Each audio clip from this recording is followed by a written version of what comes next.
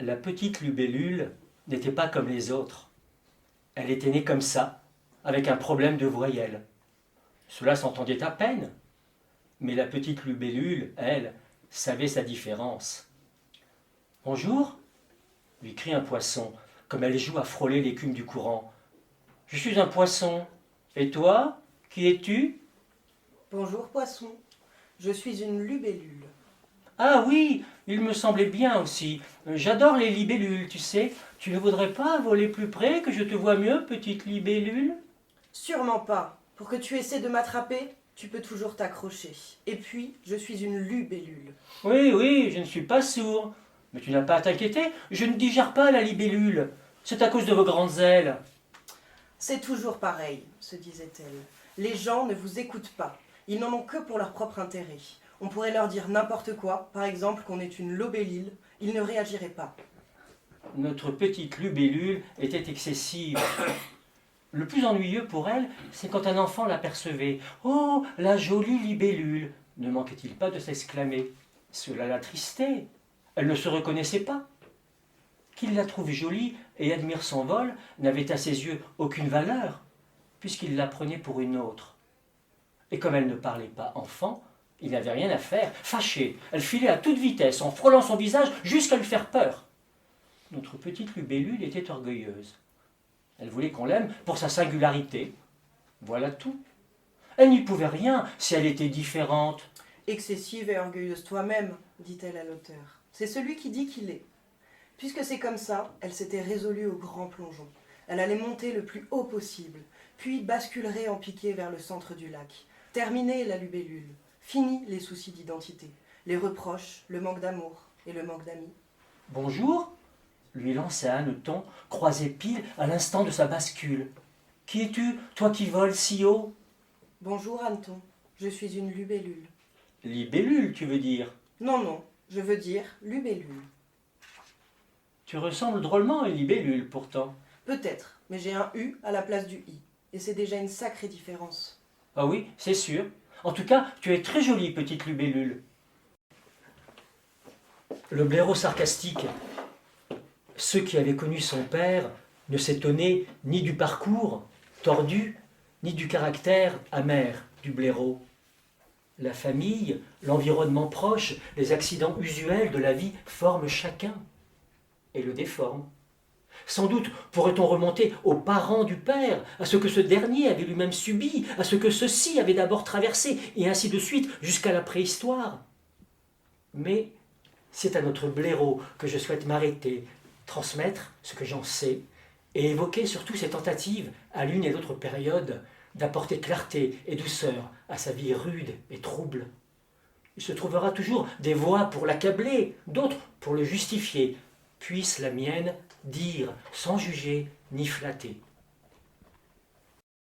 L'éclair et Clara. L'éclair. Il était une fois, il n'y a pas si longtemps, dans un pays pas si lointain, un petit éclair que ses parents avaient appelé Guy. C'était un prénom répandu chez les éclairs, et les parents de Guy étaient des éclairs assez ordinaires. Un défaut d'originalité qui n'enlevait rien. Au contraire, peut-être, ni à leur gentillesse, ni à leur intelligence.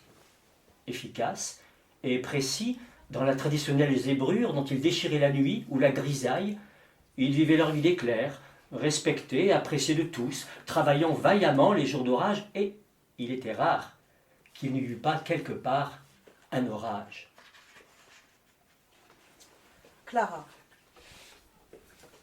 Il était une fois, la même qu'au premier chapitre, dans son propre pays, bêtement humain, une petite fille appelée Clara.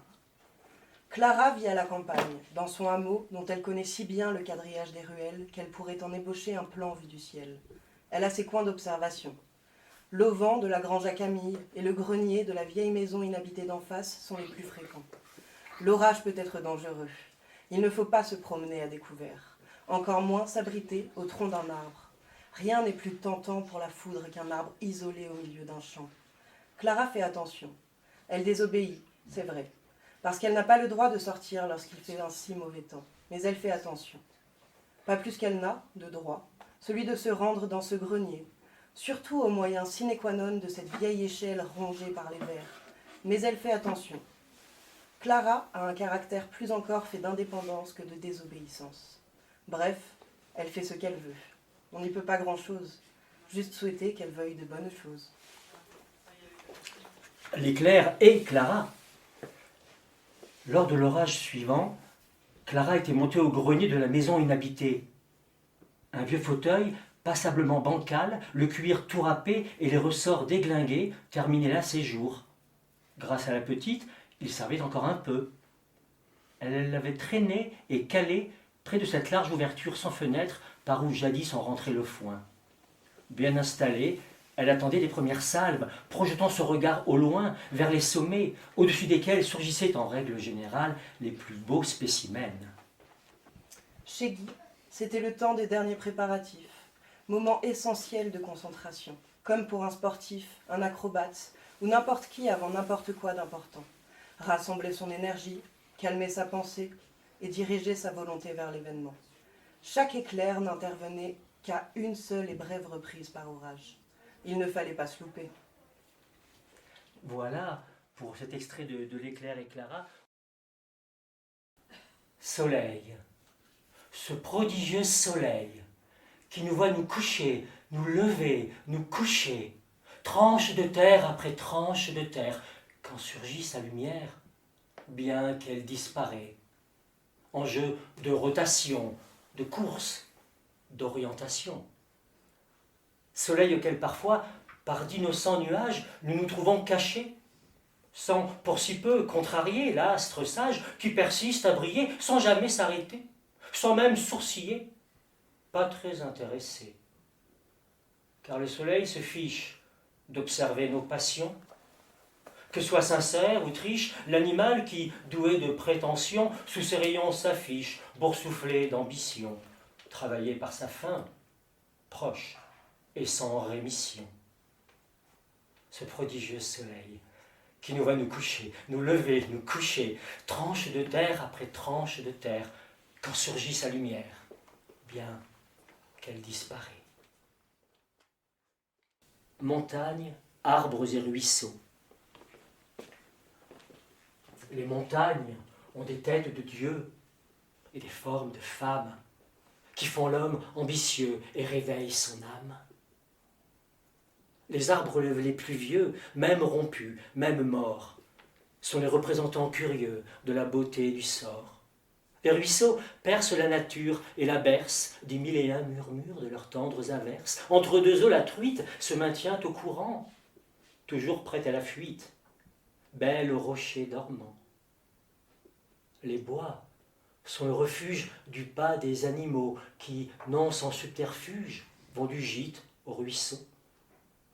L'oiseau trouve sa branche, comme se pose une main légère entre des hanches, sur un ventre ou des reins. Je viens près de ces formes pour te les emprunter, avec ta permission, me les attribuer, avant que l'on s'endorme à deux nous éreinter et paraître à la fin peut-être nous tuer.